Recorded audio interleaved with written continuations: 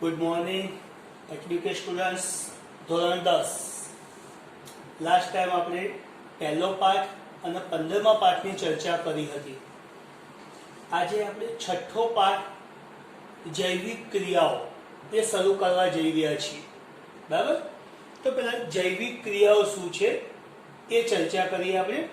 તો સજીવો એનું જીવન ટકાવી રાખવા માટે, એટલે કે દેહ એટલે શરીર, એનું ટકાવી રાખવા માટે જે જુદી જુદી ક્રિયાઓ કરે છે, બરાબર, અથવા એને કરવી પડે છે ફરજિયાત, એ બધી જે ક્રિયાઓ છે એને કહેવાય જૈવિક ક્રિયાઓ. બરાબર? ઓકે.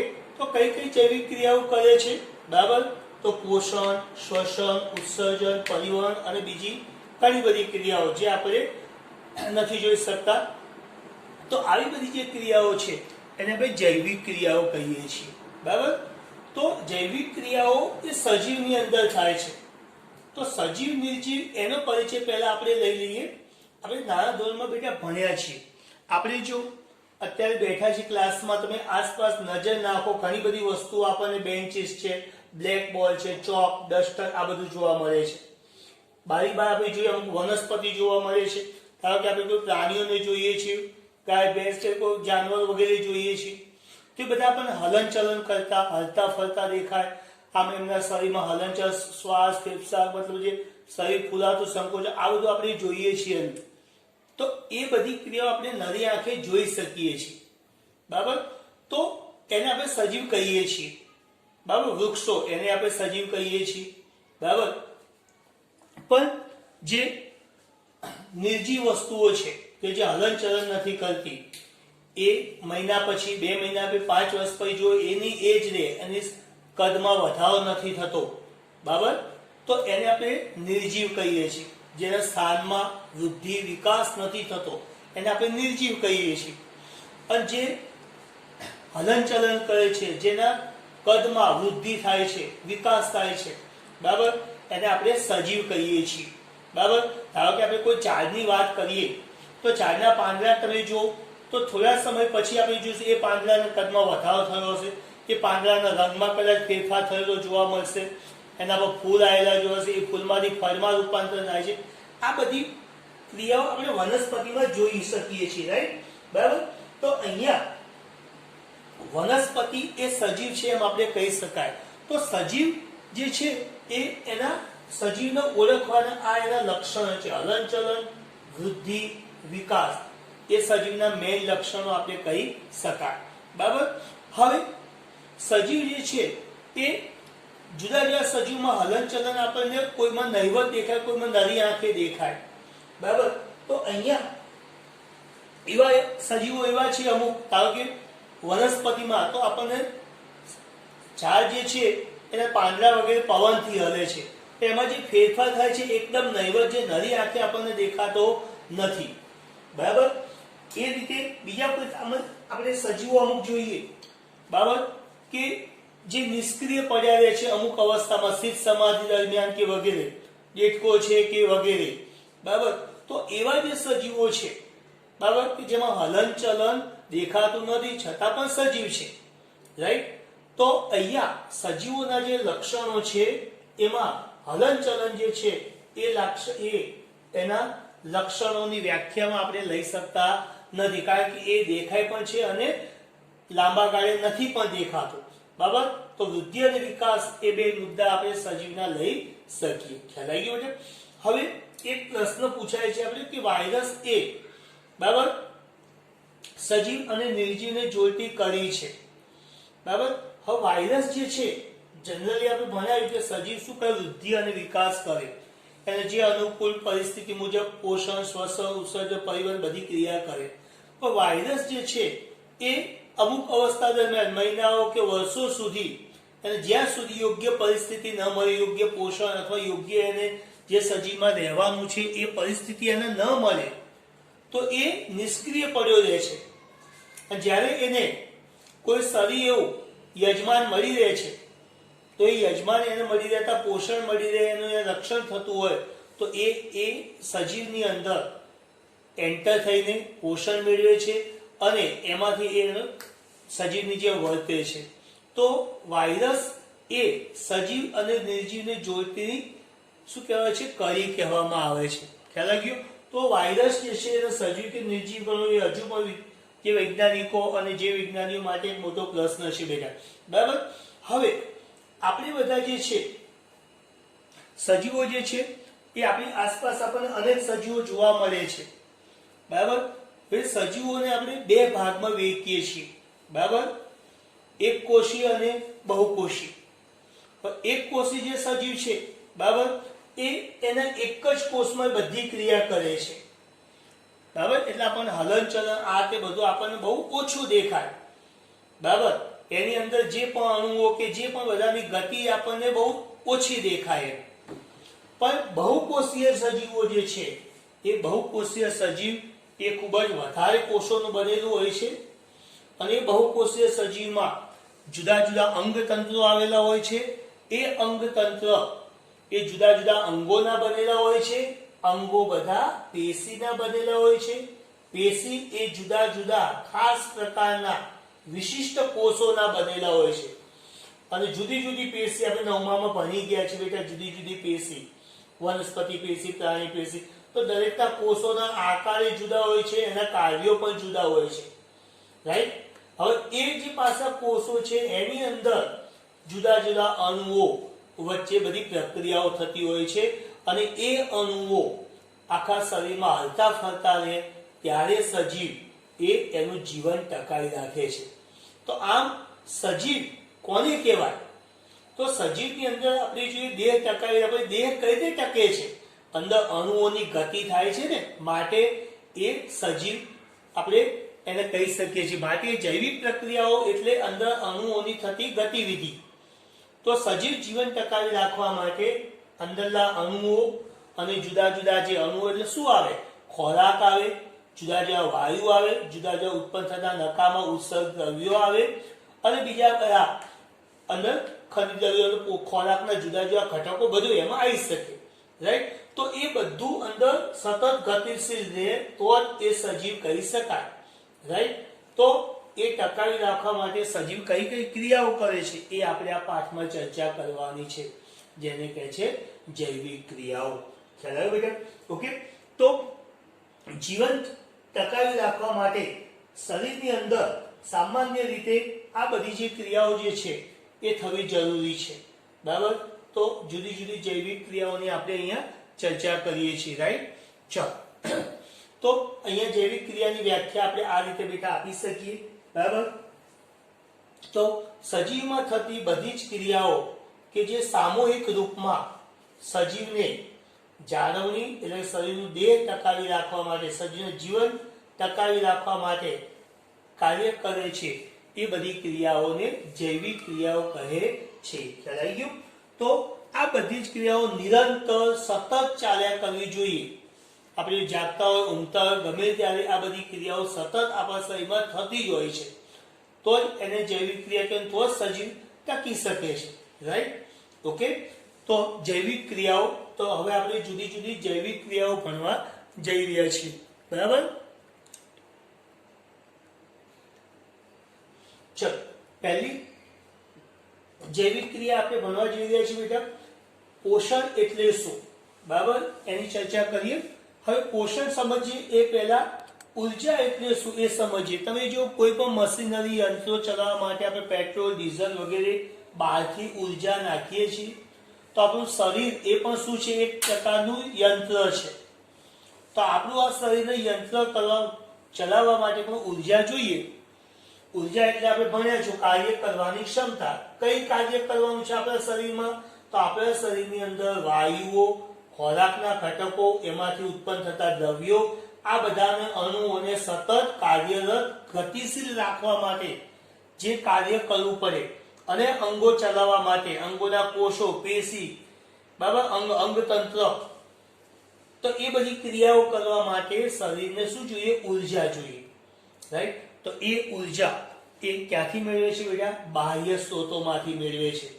રાઈટ. તો બાહ્ય સ્ત્રોતો એટલે કયા? તો બાહ્ય સ્ત્રોતો એટલે કે જે ખોરાક સ્વરૂપે, આહાર સ્વરૂપે, બરાબર, સજીવ બહારથી મેળવે છે. બરાબર. દરેક સજીવ જે છે એની ખોરાક પદ્ધતિ જુદી જુદી હોય છે. તો દરેક સજીવ બહારના ભાગમાંથી જુદા જુદા જે ઉર્જાના સ્ત્રોતો જે છે જે એને મળ્યો, માંસાહાર, શાકાહાર, પાંદડા, ફળ, ફૂલ, શાકભાજી વગેરે ગમે તે, અથવા અન્ય બીજા સજીવનું ભક્ષણ પણ કરે, શાકાહાર, માંસાહાર ગમે તે, તો બહારથી ઉર્જા સ્ત્રોતોને ખોરાક અથવા આહાર સ્વરૂપે શરીરની અંદર દાખલ કરવાની ક્રિયાને પોષણ કહે છે. ક્યાં દાખલ કરવાનું? છેક શરીરના કોષો સુધી લઈ જવાની ક્રિયાને પોષણ કહે છે. રાઈટ? તો દરેક સજીવની ઉર્જાની જરૂરિયાત બેટા કેવી હોય છે? જુદી જુદી. નાના સજીવને નાની ઓછી જરૂરિયાત, મોટા સજીવને વધુ જરૂરિયાત હોય. રાઈટ? તો એ જુદા જુદા ઉર્જાના સ્ત્રોતો એ મેળવે છે, અને આ બધા ઉર્જાના જે સ્ત્રોતો છે એ આપણને કાર્બન સ્વરૂપે પૃથ્વી પર મળી આવે છે. બરાબર? ખ્યાલ આવી ગયો? તો આમ ભિન્ન સ્ત્રોતોમાંથી ભિન્ન પોષણ આપણને મળી આવે છે. જુદા જુદા ભિન્ન સ્ત્રોતો મેં હમણાં કીધું એમ શાકાહાર, માંસાહાર. બરાબર? તો જુદા જુદા ભિન્ન જે સ્ત્રોતો છે એમાંથી ભિન્ન ભિન્ન પ્રકારના આપણને પોષક દ્રવ્યો મળી આવે છે, એ ખોરાક ગ્રહણ કરે છે. હવે આ બધા ભિન્ન ઘટકો જે છે એ છેલ્લે એનું કોઈ એક ઘટકમાં રૂપાંતર થવું જરૂરી છે. તો આપણે જે પણ બધો ખોરાક લઈએ છીએ બેટા, એ બધાનું છેલ્લે ગ્લુકોઝ અથવા કાર્બોદિત, ગ્લુકોઝ, હવે ચરબી, એ જે પોષકના મેઇન ઘટકો છે ખોરાકના, એ બધા ઘટકોનું છેલ્લે ગ્લુકોઝમાં રૂપાંતર થતું હોય છે, અને એ આગળ વપરાતું હોય છે. બરાબર? એ આપણે ચર્ચા કરીએ આગળ. છે કોને કહેવાય? તો એની અંદર જુદા જુદા જે અણુઓ દ્રવ્યોની ગતિશીલતા રહે, ગતિશીલતા અટકે એટલે સજીવ મૃત્યુ પામે. તો એ ગતિશીલતા કોની? તો દ્રવ્યોની, વાયુઓની વગેરે. બરાબર? હવે તમને ખ્યાલ છે સજીવો બે પ્રકારના હોય, એકકોષી અને બહુકોષી. એકકોષી સજીવો જે છે, બરાબર, એની શરીર રચના એકદમ નિમ્ન કક્ષાની એટલે કે મર્યાદિત હોય છે. તો એની અંદર સામાન્ય બધા દ્રવ્યો શું કરે છે? પ્રસરણ દ્વારા, ધીમે ધીમે પ્રસરણ દ્વારા આખા કોષની અંદર વહન પામતા હોય છે. બરાબર? પરંતુ જે બહુકોષી સજીવો જે છે એની શરીર રચના ખૂબ જ જટિલ અને મોટી હોય છે. તો ત્યારે એની અંદર જે પોષક દ્રવ્યો, જુદા જુદા વાયુઓ, ઉત્સર્ગ દ્રવ્યો, એ બધું જે ઉત્પન્ન થાય છે એને એક જગ્યાએથી બીજી જગ્યાએ લઈ જવા, અથવા આપણે આગળ ભણ્યા કે અંદર જે અણુઓની ગતિશીલતા, એ અણુઓની ગતિશીલતા જાળવી રાખવા માટે સુવ્યવસ્થિત આખું તંત્ર હોવું જરૂરી બની જતું હોય છે. કારણ કે એક કોષી સજીવ પર્યાવરણના સીધા સંપર્કમાં આવી જાય છે, વાયુઓ ગમે તે લઈ લે. પણ બહુકોષી સજીવમાં જે આંતરિક અંગો છે એ સીધા પર્યાવરણના સંપર્કમાં આવી શકતા નથી, એટલે વાયુઓ અથવા દ્રવ્યોનો નિકાલ કરી શકતા નથી, એટલે કે વહન પણ નથી કરી શકતા. રાઈટ? તો બહુકોષી સજીવમાં પ્રસરણ દ્વારા વહન થતું નથી. તો એની અંદર વહન કરવા માટે ખાસ પ્રકારનું વિશિષ્ટ તંત્ર બનાવવું પડે છે, જેને કહે છે વહન તંત્ર. તો પર્યાવરણના સાથે સીધા સંપર્કમાં આજે ઉચ્ચ કક્ષાના સજીવો આવતા નથી, માટે ખોરાક અને ઓક્સિજન અને અમુક બીજા જે દ્રવ્યો છે વગેરે, બરાબર, એક અંગમાંથી બીજા અંગમાં અથવા એક કોષમાંથી બીજા કોષોમાં અથવા એક પેશીમાંથી બીજા પેશીમાં લઈ જવા માટે અથવા ગ્રહણ કરવા માટે, આપવા માટે, પહોંચાડવા માટે જે તંત્ર છે એને કહે છે પરિવહન તંત્ર.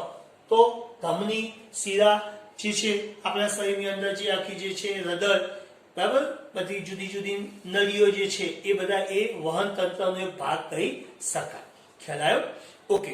હવે જો આપણે હમણાં ચર્ચા કરી કે સજીવ જીવન જીવવા માટે ઉર્જા લે છે, એ ઉર્જા જે લે છે એ ઉર્જા એ ચયાપચયની પ્રક્રિયાને અંદર એ વાપરે છે, એટલે કે શ્વસન ક્રિયા કરે છે. તો શ્વસન ક્રિયા થાય એટલે એનું જે પ્રક્રિયકમાંથી નિપજો, એટલે કે સાથે સાથે ઉર્જા તો ઉત્પન્ન થાય છે, સાથે સાથે બીજા એવા દ્રવ્યો પણ ઉત્પન્ન થાય છે. તો એવા જે દ્રવ્યો ઉત્પન્ન થાય છે એ દ્રવ્યો શરીર માટે નુકસાનકારક, અમુક દ્રવ્યો જે શક્તિના ઉર્જાના સ્ત્રોતો ઉત્પન્ન થાય છે જે આપણા માટે ફાયદાકારક છે, પણ એવી નિપજો અથવા ઉત્પન્ન થાય છે, નિપજો બને છે, શરીર માટે હાનિકારક છે. રાઈટ? તો એવા જે વિષારી દ્રવ્યો, નત્ર દ્રવ્યો જે છે, બરાબર, એ દ્રવ્યોને આપણા શરીરની બહાર નિકાલ કરવા જરૂરી છે, નહીતર શરીરમાં ઝેર થઈ જાય, સજીવ મૃત્યુ પામે. રાઈટ? તો આવા જે વિષારી દ્રવ્યો અથવા હાનિકારક દ્રવ્યો શરીરની બહાર કાઢવાની ક્રિયાને ઉત્સર્જન ક્રિયા કહે છે, રાઈટ। અને ઉત્સર્જન ક્રિયા સાથે સંકળાયેલું જે તંત્ર છે એને કહે છે ઉત્સર્જન તંત્ર। શું કહે છે? ઉત્સર્જન તંત્ર। ખ્યાલ આવ્યો બેટા? તો શરીર આમ જીવન ટકાવી રાખવા માટે પોષણ, શ્વસન, પરિવહન, ઉત્સર્જન આ બધી ક્રિયાઓ કરતું હોય છે અને એનું જીવન આગળ વધારતું હોય છે, બરાબર। ચલો હવે આપણે આ બધી જ ક્રિયાઓ વિસ્તારપૂર્વક ભણવાનું છે। એમાં પહેલી ક્રિયા જે છે આપણે પોષણની ચર્ચા કરી। પોષણ વિશે આપણે આગળ અહીંયા ચર્ચા કરી ચૂક્યા છીએ કે શરીરની બહારથી ખોરાક અથવા આહાર સ્વરૂપે, બરાબર, જે ઘટકો કાર્બન સ્વરૂપે અથવા કાર્બનના જુદા જુદા સ્વરૂપે, બરાબર, શાકાહારી કે માંસાહારી કે ખોરાકો જે પણ બધા જે લઈએ છીએ આપણે, બરાબર, એ દાખલ કરવાની ક્રિયાને પોષણ કહે છે। હવે એના આધારે અહીંયા પોષણના બે પ્રકાર બેટા પડે છે, બરાબર, સ્વયંપોષી, બરાબર, અને વિષમપોષી। તો અત્યારે આપણે સ્વયંપોષીની ચર્ચા કરીએ છીએ બેટા। સ્વયંપોષી કોને કહેવાય? સ્વયં એટલે પોતે, પોષી એટલે પોષણ, જાતે પોષણ મેળવતું હોય, જાતે પોષણ, બરાબર, મેળવતું, બીજા પર ડિપેન્ડ ના રહેતું હોય, રાઈટ। તો એ છે આપણી લીલી વનસ્પતિ અને અમુક રંજક દ્રવ્ય ધરાવતા, બરાબર, લીલ અને બેક્ટેરિયા, બરાબર, એ સ્વયંપોષી પોષણ પદ્ધતિ ધરાવે છે। તમે લીલી વનસ્પતિની વાત કરીએ। લીલી વનસ્પતિ જે છે સૂર્યપ્રકાશની હાજરીમાં અને પાંદડાની અંદર જે રંગીન દ્રવ્ય રહેલા છે જેને ક્લોરોફિલ અથવા રંજક દ્રવ્યો કહેલા છે એની હાજરીમાં વાતાવરણમાંથી CO2 ગ્રહણ કરે છે અને જમીનના મૂળિયામાંથી જે પાણી ગ્રહણ કરે છે। આ બે વચ્ચે પ્રક્રિયા થઈને શું બનાવે છે? આપણા માટે આજે ગ્લુકોઝ બનાવે છે અને ઓક્સિજન મુક્ત કરે છે અને પાણી મુક્ત કરે છે। તો CO2 plus H2O, 6CO2 plus 12H2O, glucose C6H12O6 plus 6O2 plus 6H2O, આખું અણુસૂત્ર, સોરી, એનું રાસાયણિક સમીકરણ છે પ્રકાશ સંશ્લેષણની પ્રક્રિયાનો, રાઈટ। તો સૌર ઉર્જા એ ઉર્જાનો મોટામાં મોટો સ્ત્રોત છે। એનો ઉપયોગ કરીને લીલી વનસ્પતિ પોતાનો ખોરાક જાતે બનાવે છે, એટલે કે ગ્લુકોઝ બનાવે છે, રાઈટ। બીજા સજીવો કોઈ આ બનાવી શકતા નથી, રાઈટ। એને સ્વયંપોષી પોષણ પદ્ધતિ કહેવામાં આવે છે। હવે આ જે પ્રકાશ સંશ્લેષણની પ્રક્રિયા થાય છે એ દરમિયાન 3 તબક્કાઓ થાય છે। પહેલો તબક્કો કે ક્લોરોફિલ જે પાંદડાની અંદર રંજક દ્રવ્ય રહેલું છે એ સૂર્યની જે પ્રકાશ આવે છે એ પ્રકાશ ઉર્જાને શું કરે છે? વનસ્પતિની અંદર ગ્રહણ કરે છે, શોષણ કરે છે અને એ પ્રકાશ ઉર્જા એટલે કે ફોટોન સ્વરૂપે જે હોય છે એ રાસાયણિક ઉર્જામાં રૂપાંતર કરે છે। કઈ રીતે?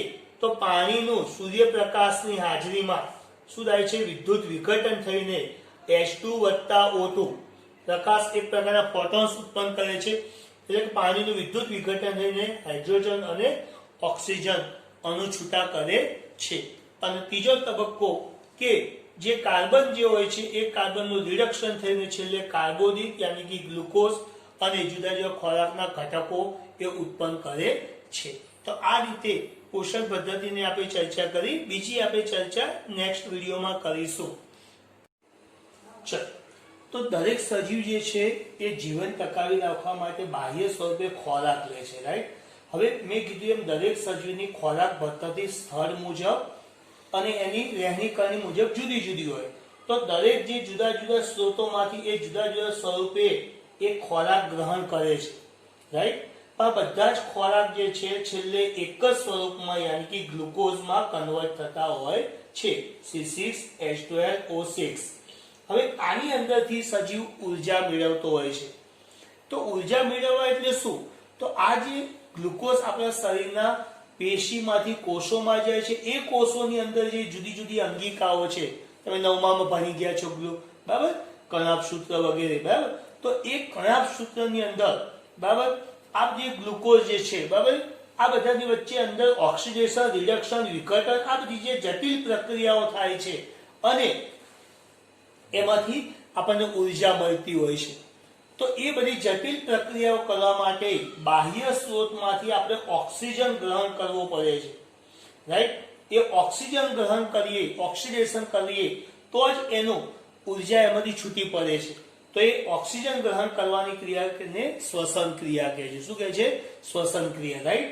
તો શ્વસનની વ્યાખ્યા આપણે આ રીતે આપી શકીએ કે શરીરની બહારથી ઓક્સિજન ગ્રહણ કરીને કોષોની જરૂરિયાત મુજબ ગ્લુકોઝનું, ત્યાં કણાભ સૂત્રની અંદર, ક્રેબ્સ ચક્રની અંદર ગ્લુકોઝનું વિઘટનમાં ઓક્સિજનનો ઉપયોગ લેવાની ક્રિયાને અથવા ઓક્સિજનનો ઉપયોગ કરવાની ક્રિયાને શ્વસન કહે છે.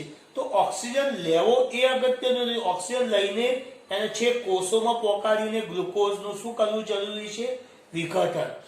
વિઘટન થાય એટલે ઉર્જા છૂટી પડે છે અને એ ઉર્જામાંથી સજીવ એની દેહ ધાર્મિક ક્રિયાઓ કરતું હોય છે, રાઈટ. તો જૈવિક ક્રિયાઓ કરવા માટે ઉર્જા માટે શું જરૂરી છે બેટા? શ્વસન ક્રિયા.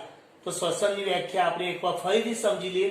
શરીરના બહારથી ઓક્સિજન ગ્રહણ કરીને કોષોની જરૂરિયાત મુજબ, બરાબર, કારણ કે જુદી જુદી અંગિકાઓમાં જરૂરિયાત જુદી જુદી હોય, બરાબર. શરીરના હૃદય છે, હાથ પગ, દરેક જગ્યાએ જરૂરિયાત જુદી જુદી હોય. તો શરીરના જુદા જુદા અંગોની અંદર ગ્લુકોઝ જે પોકે છે એ રુધિર દ્વારા એનું વિઘટન કરીને ઓક્સિજનનો ઉપયોગ કરવાની ક્રિયાને શ્વસન કહે છે, બરાબર.